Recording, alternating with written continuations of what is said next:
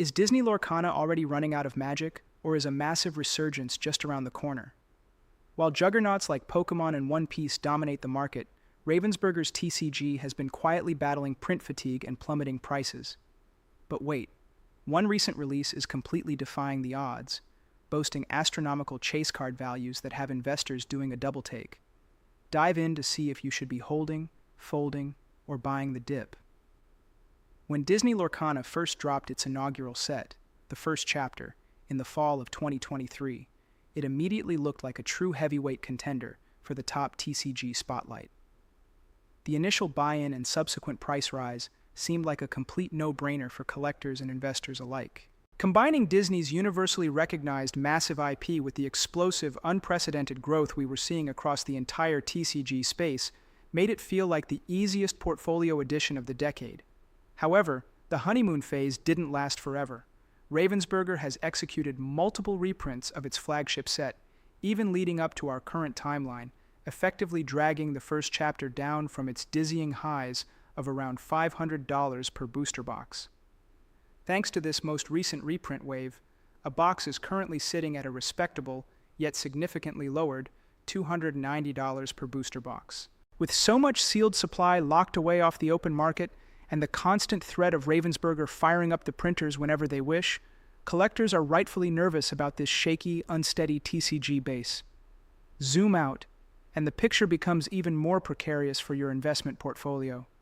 Almost all other Lorcana booster boxes currently sit well below MSRP, with sets like Into the Inklands hovering around $72 and Ursula's Return languishing at about $75. This is undeniably a bad look for a premier IP trying to survive in one of the hottest TCG markets ever. Add in fierce competition from rising new players like the Riftbound and Gundam TCGs, alongside the established dominance of our mainstays Pokemon and One Piece, and it's easy to see how Disney Lorcana keeps slipping lower on the leaderboards.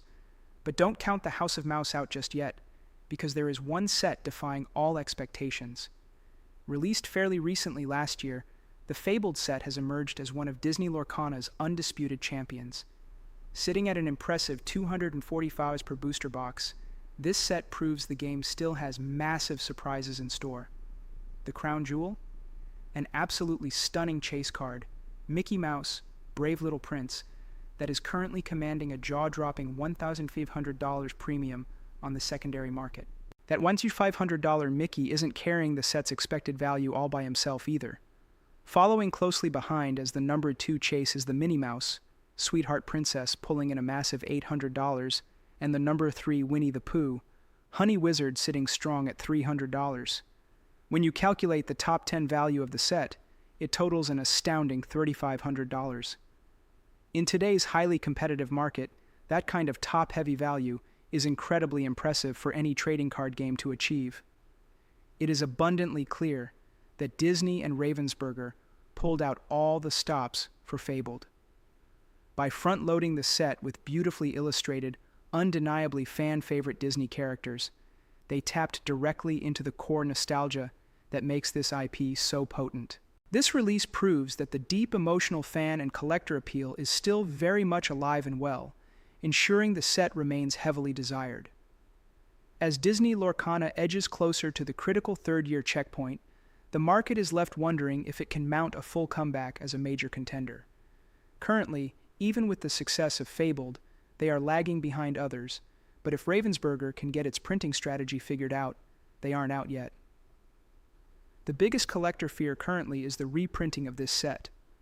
If the first chapter is constantly reprinted, and the new winning set gets reprinted too, it leaves subsequent releases feeling undesirable.